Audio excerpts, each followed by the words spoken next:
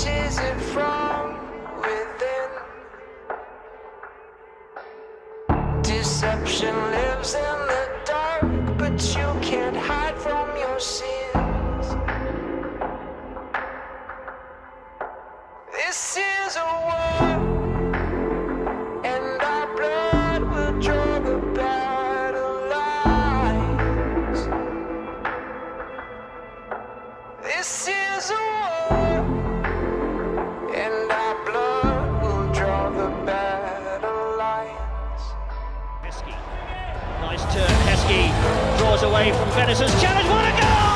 Oh, that's the goal of the season. It's got to be a super strike from Emile Heskey. A really big welcome to Emile Heskey. Emile is currently head of football development of Leicester City Women. When he was playing, Emile made more than 500 appearances in the Football League and Premier League over an 18-year career, and he also represented England in international football. Then he had a spell in Australia, playing for the A-League club Newcastle Jets. However, he is probably best known as Liverpool FC's deadly striker. Welcome, Emile. Thank you for having me. So my first question is, what prompted the move from men's football to women's football? So I'm currently on a course, UEFA course, and part of that is getting some work experience within football management, within the corporation of football, whatever you want to do, whether it be on the pitch, whether it be in the boardroom, etc. So part of that, I have to get work experience, and I asked Leicester if I could get some work experience there, and they said, "Yeah, why don't you look at this, which is the women's game?" Wow. So then I said, "Yeah, why not? Look, let's." And obviously we know how much women's football has grown and is growing. And yeah, it was just a fascinating thing for me to get involved with. Yeah. So how does women's football differ from men's football? I think it's pretty much the obvious. The physicality side of things, yes, but apart from that, I think it's pretty much the same. When you're looking at the technical, tactical aspects of it, is football. Yeah. Technically, the women players are just the same. When you're talking about physicality, you can see the difference. I'm lucky enough to jump from both sides, so I actually go with the women and I go with the academy boys, so the 18s and 21s, and then you really see the difference in the actual physicality of it. Yeah, of course. Yeah. So the FA held a ban on women's football for 50 years before it was repealed in 1971. What did you think led to this repeal and made the FA change their minds? Look, it was wrong to have that ban. We can only get to understand when asking the people who actually made the ban. So that's the first and foremost thing. You have to ask them why the ban was there in the first place, and then it's getting with the times and knowing that it's the right thing to do. So yeah, I think it's a great time for women's football, which has grown so quickly as well, because there's a massive want and a massive need for it. Yeah. How has England winning the Euros improved things and given a boost to women's football? And what was the impact on what that had on your role and expectations on your? Well, I think it's huge. I think it's huge that the women footballers brought the cup back home, especially on home soil. And obviously, when you're talking about, we've seen it with the Olympics, we've seen it with all the other games where the home nation wins it, and there's a sudden explosion, and there's a sudden love for the actual game. And now you're seeing it with the crowd. Yeah. You know, you're looking at the Manchester derby. I think they got 44,000. The North London derby got about 35,000. So you're going from 200 people to probably about 1,000 people at his peak to now 45,000. And I think the Euros had a massive say on that, because at the end of the day, a lot of people only look at football and they only look at men's. And if I could go to a professional football match for the fraction of the price, but what's really good, attractive football, why not? Yeah. And I think that's the Makes key thing. sense, I yeah. think that's the key thing.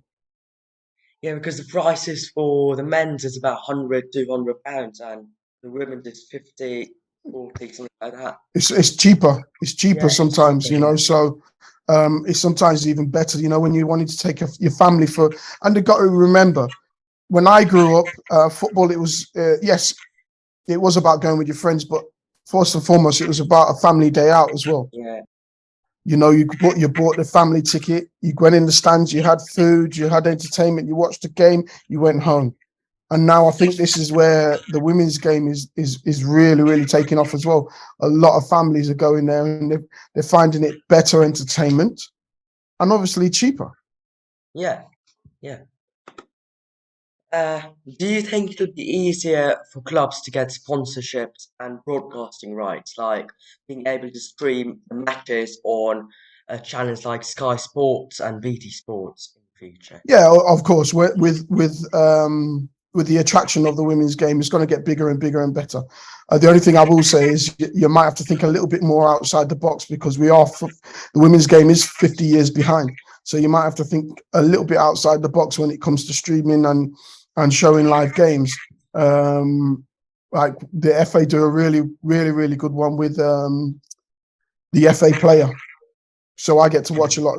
As long as you register to it, you get to watch a lot of the games, so you can keep up on everything. So they've got to be a little bit different to the men's, but yeah, the funding will come there. It's all a matter of time. The thing is, we all want everything right now, and you've got to take them steps to get to a place where it's not going to fall back down on you. Yeah, and I think if more matches are streamed, more people will be able to watch it, which will Yeah, eventually transfer to them coming to the matches in person. yeah, 100%. Do you think there's a difference in the people's behaviour towards female football, offline and online, and does this affect the players in respect of hate? I think you're probably getting a bit much of the same, to be honest with you. You've got the thing is, we can't marshal everyone online, Yeah, and everyone's got their views wherever their views come from. It could be coming from their family background, it could be coming from their friends, their peers, whoever. They're gonna have their views. We've had it with our girls where they're suddenly thrust into the limelight as fully fledged professionals, and it's been tough for them. You know, you've suddenly gone from 200 followers on Instagram and social media to now nearly 500,000.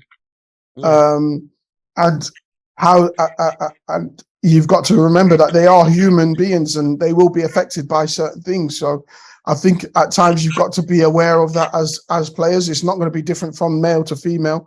Actually, if anything, it will be worse for the female, because you know we've seen it before. But they've got to be able to deal with that, and there's got to be there's got to be help for them to be dealing with that sort of stuff,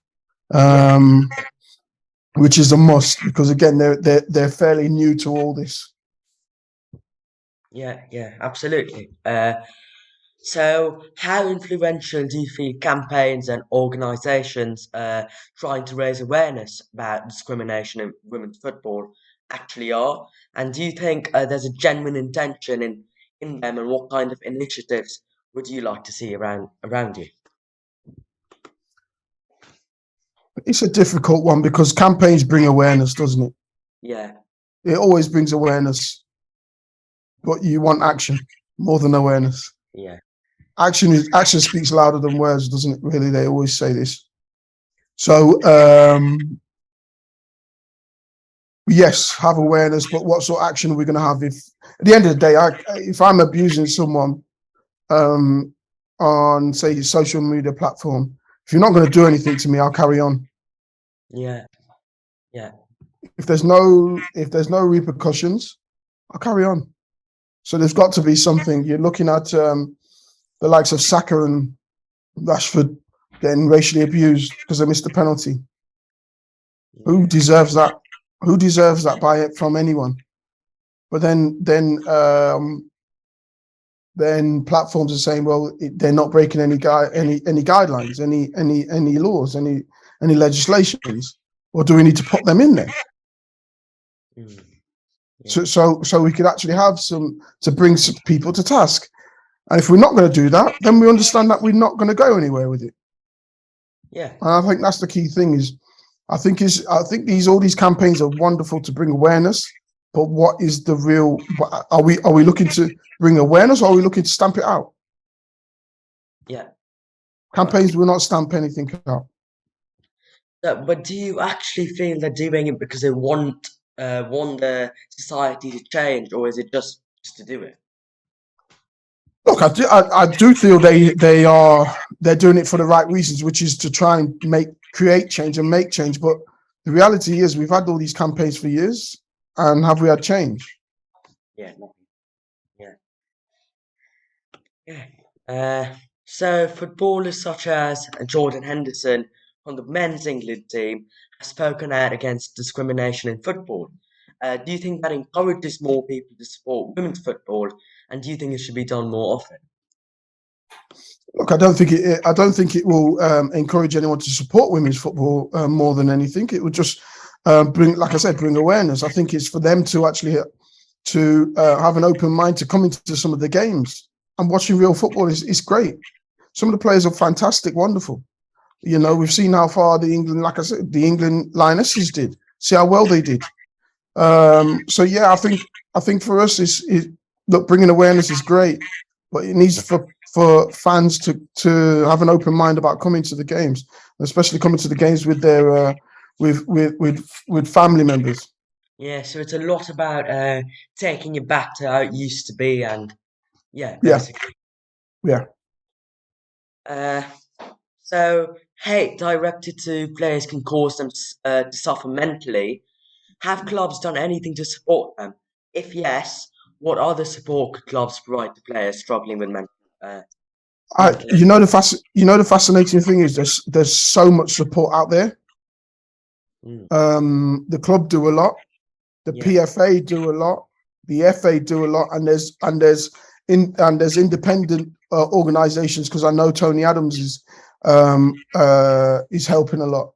The key thing is for the players to speak up, because it's the most difficult thing at times to speak up and tell people that you're struggling, and that's the key thing. It's not the help that is there, because all the yeah, help that we need is there. It's the key thing is speaking up. Like I said, the PFA do a lot of stuff. The FA do a lot. Tony Adams has his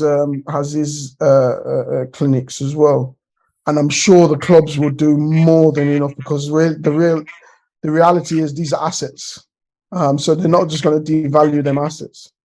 So the key thing is for the player to talk up and to feel confident enough to talk up. yeah. So do you think that's improving? Do you think people are Yeah, speaking up? yeah. Because again, awareness Yeah, and people campaigns for people to speak up. Because again, you're going from an era within society of no, you just take care of your own problems. You don't put your problems and burdens on anyone else, and it's seen as weak to speak up, to tell people you're not feeling great, you're not this and you're not that. So now it's trying to reverse all that we've been taught for the last. Well, I'm mid-40s, so it's trying to reverse all that I've been taught for the last 40 years. yeah, So it's going to take time, but the players got to understand that there is help out there, but you've got to want to yeah, tap into that. yeah. So do you think there's a difference between the attitudes towards the LGBTQ community in men's and women's football, and what are your thoughts on the hate that the players receive? Yeah, look, I think when you're talking about LGBTQ communities, you've got to remember that there's openly gay footballers in the women's side. Yeah. To my knowledge, I think there might be one in the men's, but I honestly don't know. And there's this macho bravado in the men's that you don't do any of that, And the last time there was one openly gay was Fashanu, and we saw, and if you see what happened to him, you understand that no one would ever come out gay. But Yeah. I think there's no stigma attached or anything or any hate attached when you're talking about being gay in the women's game. But when you're talking about in the men's, I don't think anyone will come out gay anytime soon, to be honest. Yeah. So it's about how the society is approaching that way. Yeah. The thing is, as well, we talk about football, but we're only a mirror image of the society. So we talk about racism, we talk about racism in football. No, we're a mirror image of the society. So we can do it in football. We can start things in football, but if we're not going to do it in society, if we're not going to do it in our schools, if we're not going to do it in all these different societal places, football is just a little part of it. Yeah, it's part of it. Yeah. So it's actually a bigger picture. 100%. Yeah. Leicester City recently got promoted to the Women's Super League, and retaining that position is crucial to the club, Yes. especially after their troubled start to the season. How do you intend to make that happen and keep it going? I think the key thing is obviously keeping confidence in the players, because again, when you're sitting bottom of the league, it's not easy. Keeping confidence and keeping them understanding that we will be picking up points, but we just got to be ready for that, and we'll all go on a run, because having played football before, you do go in little mini runs. So you might have 3 or 4 games where you're winning back to back, and you might lose one and then win back to back. So just keeping them confident enough to know that and trusting in the process that we are getting where we want to go to.